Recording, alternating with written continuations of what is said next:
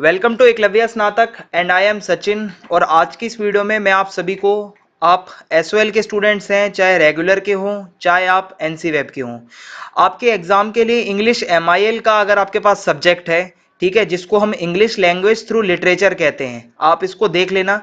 आपको मैं इसको करने का एक बहुत अच्छा तरीका बताऊंगा। आपका सेमेस्टर 1 हो चाहे सेमेस्टर 2 का एग्जाम हो, आपको दोनों ही सेमेस्टर में ये वीडियो काम आएगी और आप 100% पास हो सकते हैं अगर आप इन सारी चीजों को अंदर करके जाते हैं अपनी प्रैक्टिस के लिए। ठीक है, तो आइए फिर हम वीडियो को शुरू करते हैं। आपको बताना चाहूंगा कि अगर आप कोई मैसेज भेजना चाहते हैं तो इंस्टाग्राम पे आप मुझे भेज सकते हैं। मेरा यूजर नेम आप सभी के स्क्रीन के सामने लिखा हुआ है। और अगर आप हमारे टेलीग्राम चैनल से ज्वाइन होना चाहते हैं तो एकलव्य स्नातक 1 सर्च मार के आप टेलीग्राम पे भी ऐड हो सकते हैं।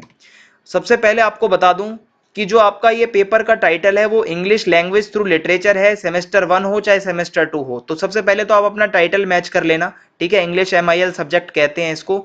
और ये पेपर जो है ना, आप इसकी तैयारी पहले से कोई चीज रट के नहीं कर सकते, ये ऐसा पेपर है। ठीक है, आपका कोई ऐसा सिलेबस कोई वैसा नहीं दिया होता कि थ्योरी पढ़ ली आपने और आप इसको कर देंगे। जैसे हिंदी एमआईएल में तो आपको पढ़ के जो आप जाते हो वही पूछता है, लेकिन इंग्लिश एमआईएल का टोटली जो आपका पेपर आएगा वो अनसीन आएगा। आपने पहले नहीं पढ़ा होगा उन सब चीजों को जो अंदर दिया होगा। सो मैं आपको यहाँ पे 2 से 3 इसके पेपर दिखाऊंगा और आपको मैं ये समझाने की कोशिश करूंगा कि क्वेश्चंस के टाइप कैसे आ रहे हैं, किस तरीके का पेपर आपको देखने को मिलने वाला है। ये आपके लिए जानना बहुत जरूरी है। सो सबसे पहले हम ये देख लेते हैं कि 75 नंबर का आपका पेपर होता है, 75 मार्क्स का। आपके लगभग 3 अनसीन पैसेज आते हैं। ठीक है, 3 या 4 आने के भी चांस है। इस बारी आपका ऑफलाइन पेपर है। ठीक है, 3 तो आपके आने ही आने हैं और जहां तक मुझे लग रहा है कि ज्यादा लेंथी पेपर नहीं आएगा, 3 ही जो है आपके आ सकते हैं, क्योंकि ये वीडियो मैं आपके ऑफलाइन एग्जाम होने से पहले बना रहा हूं। सो जो पहला पैसेज होगा, आप इसमें पैसेज को पहले अच्छे से पढ़ लेंगे जो आपको टाइम मिलेगा पेपर पढ़ने का, क्योंकि ये पूरा पेपर आपका पैसेज पे बेस्ड है। अगर आप ये लाइन पढ़ेंगे कि the paper contains 3 unseen passage and each passage has 2 questions based on it, यानी कि जितने भी आपके पेपर के अंदर जो क्वेश्चंस होंगे वो आपके अनसीन पैसेज पे ही बेस्ड होंगे। कुछ भी ऐसा बाहर से ये नहीं आएगा जो आपने पढ़ा हुआ हो पहले से, अनसीन पैसेज होगा। और अनसीन पैसेज को आप पूरा अच्छे से समझेंगे। पहले एक इसका आइडिया ले लेंगे किस बारे में पैसेज आया हुआ है, क्योंकि ये भाई आपको 3 घंटे में अनसीन पैसेज करने हैं। आप तो ऐसे स्टूडेंट्स हो जो 12th क्लास में आप 10-10 जो है 10-20 मिनट से लेकर 30 मिनट के अंदर ही आप अनसीन पैसेज कर लेते थे, अगर आपको याद हो। और हम बचपन से अनसीन पैसेज करते आते हैं। सो अनसीन पैसेज को आप एक अच्छे से रीड देंगे। ठीक है, क्योंकि पैसेज बड़े होंगे, पैसेज छोटे नहीं होंगे। मैं आपको पहले बता रहा हूँ, 600 500 वर्ड के पैसेज आएंगे आपके। आपको पैसेज को अच्छे से समझ लेना है पहले। अब आपका क्वेश्चन कैसे आएगा ये देख लेते हैं। This question has 2 sub parts, A plus B both have to be answered. आपके इस पहले क्वेश्चन में ए और बी 2 क्वेश्चन हैं, दोनों करने हैं आपको। इस तरीके से ही आपका पेपर आया हुआ है।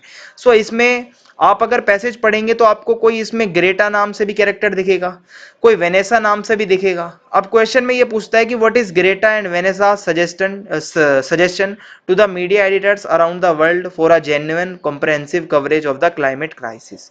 आपको 200 से 250 वर्ड में आंसर देना है, यानी कि आपके 2 पेज भी आप लिख दोगे अगर आंसर पे, या 1.5 पेज भी लिख दोगे तो बहुत है। और इसका आंसर आपको इसी पैसेज के अंदर मिल जाएगा। ठीक है, आपको कहीं बाहर से कुछ नहीं करना, मतलब जो लाइन दी हुई है उठानी है और यहाँ पे चेप देनी है।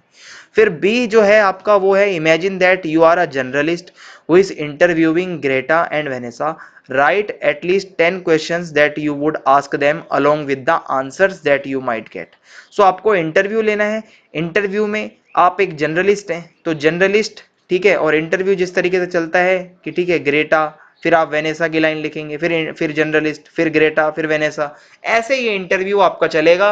2.5 पेज का 3 पेज का लिख देना बहुत है आपका इंटरव्यू इतना, क्योंकि आपको 300 350 वर्ड में लिखना है तो 3 पेज इनफ है। फिर दूसरा क्वेश्चन जो आया हुआ है वो है कि this question has 2 sub parts, A plus B both have to be answered. यहाँ भी आपको दोनों आंसर लिखने हैं। सो इसमें क्वेश्चन में क्या पूछा गया है, what is the role of media in society. ठीक है, ये आपको पैसेज में दिया होगा। Why do Greta and Vanessa call the media editors their last hopes. ये आपको प्रॉपर आंसर दिया हुआ है पैसेज के अंदर ही। आपको एक्सप्लेनेशन देनी है, बस लाइन ढूंढ लेना और आपको वही लाइन उठा के इसमें डाल देनी है। बी क्या है, imagine you are living in a world where the climate crisis has been controlled, how has it been achieved and what would the earth look like, will human beings behave differently.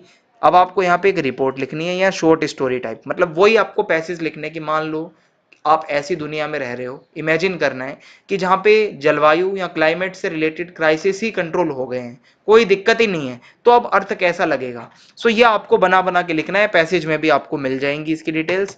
और इस तरीके से आगे बढ़ते हैं। अब हम passage 2 जो होगा आपका, वो कुछ इस तरीके से हो सकता है, पोएम टाइप से आपकी आ सकती है। पोएम को आप अच्छे से पढ़ेंगे, पहले समझेंगे क्या इसमें बताया गया है। हो सकता है आपको इसकी मीनिंग ना समझ आ रही हो, ठीक है, जरूरी नहीं हर वर्ड का मतलब आपको पता हो, लेकिन आप एक अंडरस्टैंडिंग लेने के लिए इसको पढ़ेंगे। अब इसमें क्वेश्चन पूछा गया है A+B, यानी कि A और B दोनों का आंसर देना है आपको। So poem depicts how friendships grow over the years, भाई बताया गया होगा ऐसा अंदर। What are the milestones of the friendship that the poem is highlighting. So आपको डिटेल पोएम के अंदर से लेनी है और इसमें डाल देनी है। 200-250 वर्ड का है, इट मीन्स आपको 2 पेज में आंसर लिख देना है, आपका हो जाएगा काम। फिर this question has 2 sub parts, फिर आपको 4th क्वेश्चन दिया जाएगा। और ए जो है इसमें ये पूछा गया है कि how does the separation from his or her friend impact the speaking voice, read the poem. वही आपको पैसेज 2 को पढ़ना है और उसी के बेसिस पे आंसर दे देने हैं। तो आप समझ रहे हैं, कुछ भी आपको खुद से नहीं लिखना, जो पैसेज में दिया हुआ है वही आपका आंसर है। फिर है imagine you are meeting your best friend after years, यहाँ पे आपको बनाना है राइट 10 टर्न्स ऑफ डायलॉग। अब आपको डायलॉग लिखना है आपके और आपके फ्रेंड के बीच में, आप बहुत ही सालों बाद मिल रहे हैं, फ्रेंडशिप को लेके आप क्या बातें करेंगे वो आपको बना बना के लिख देनी है। How were you, what were you doing from so many years, और ये सब आपको बना के लिखता जाना है और आपका ये हो जाएगा भाई डायलॉग पूरा। फिर आगे है, ठीक है, अब यहाँ पे अगर आप देखते हैं कि पैसेज 3 दिया हुआ है, ठीक है, पैसेज 3 में डायलॉग्स दिए हुए हैं, आप इनको पहले पढ़ेंगे और समझ लेंगे कि क्या डायलॉग चल रहे हैं भाई यहाँ पे। फिर आप क्वेश्चन पे आएंगे अपने, फिर देखेंगे कि is the owner of the cottage afraid of the intruder. तो इंट्रूडर आपको पता है कि ये कैरेक्टर दिया हुआ है भाई यहाँ पे, सो आप इसको पढ़ेंगे तो आप इसका आंसर भी दे सकते हैं। और फिर बी है imagine that intruder comes out of the cupboard and attacks the owner, narrate the alternate ending in the form of paragraph.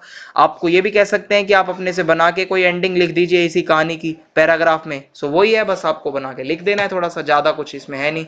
6th question है what picture of the introducer do you get from this passage. आपको उसका character sketch बताना है, इंट्रोड्यूटर कैसा लग रहा है इस पैसेज के अंदर, बस उसकी जो भी आपको दिखती हैं क्वालिटीज वो आपको आंसर में बता देनी है। फिर बी है imagine you are Garrett, Garrett भी एक कैरेक्टर होगा। अब आपको एक लेटर लिखना है अपने फ्रेंड को, इनफॉर्मल लिखना है, तो वही भाई अपना डियर फ्रेंड, और उसके बाद आप लिख देंगे जो भी आपका इनफॉर्मल लेटर का फॉर्मेट होता है। सो ये आपको तैयार रखना है, रिपोर्ट लिखनी आनी चाहिए, नॉर्मल पैसेज लिखने आने चाहिए, आपको डायलॉग लिखने आने चाहिए और इनफॉर्मल लेटर आपको आना चाहिए। आपका ये पूरा पेपर बहुत ही प्यार से हो जाएगा, आपको कहीं भी कोई दिक्कत नहीं आने वाली। आगे बढ़ते हैं, एक और पेपर है। अब मैंने ये पेपर क्यों दिखाया आपको, यहां से आप इसकी प्रैक्टिस कर सकते हो काफी अच्छे से, ठीक है, क्योंकि बहुत बारी आप जो 10 ईयर और गाइड कुंजी लेते हो उसमें गलत पेपर भी प्रिंट हो जाते हैं, लेकिन मैंने जो आपको दिए हैं वो पूरे जो आपके आए हुए हैं वही हैं, ठीक है। सो आगे बढ़ते हैं, ये एक पेपर है, इसको मैं दिखा रहा हूं आपको, आप इसका स्क्रीनशॉट ले लीजिएगा और इसको आप अच्छे से सॉल्व कर लेना, ठीक है। और ये सारी स्क्रीन्स मैं आपके सामने चला रहा हूं, आप स्क्रीनशॉट लेते जा सकते हैं और क्वेश्चन को आप अच्छे से लिख सकते हैं, ठीक है। आगे बढ़ते हैं हम, और ये सारे क्वेश्चन इसी तरीके से आपको इस पेपर में भी आपके देखने को मिलने वाले हैं, कोई दिक्कत नहीं आएगी, सब कुछ आपका अनसीन पैसेज आने वाला है, पहले से कुछ भी आपको याद करके मतलब नहीं जाना। कैरेक्टर स्केच लिखना आना चाहिए आपको, पैसेज में आंसर देने आना चाहिए, डायलॉग आने चाहिए और लेटर लिखना आना चाहिए, आपका काम बन गया, ठीक है। ये एक और पेपर है भाई, इसको भी आप देख सकते हो पूरे पेपर को, ठीक है, पैसेज दिए हुए हैं, पैसेज को आप अगर अच्छे से समझ लेते हैं सो उसके बाद आपके फिल इन द ब्लैंक्स दिए हुए हैं और आगे बढ़ते हैं, ठीक है। इस तरीके से ये आपका पेपर आ सकता है जो मैंने आपको दिखा दिया है, और अगर आप इन सबको कर लेते हैं तो आप कहीं भी नहीं अटकेंगे, आपका इंग्लिश MIL का पेपर पूरा अच्छी तरीके से हो जाएगा। अगर आपको वीडियो अच्छी लगी हो तो कमेंट करके जरूर बताएं, वीडियो को ज़्यादा से ज़्यादा शेयर करें और चैनल को सब्सक्राइब करना ना भूलें। जय हिंद, जय भारत, बहुत बहुत धन्यवाद आप।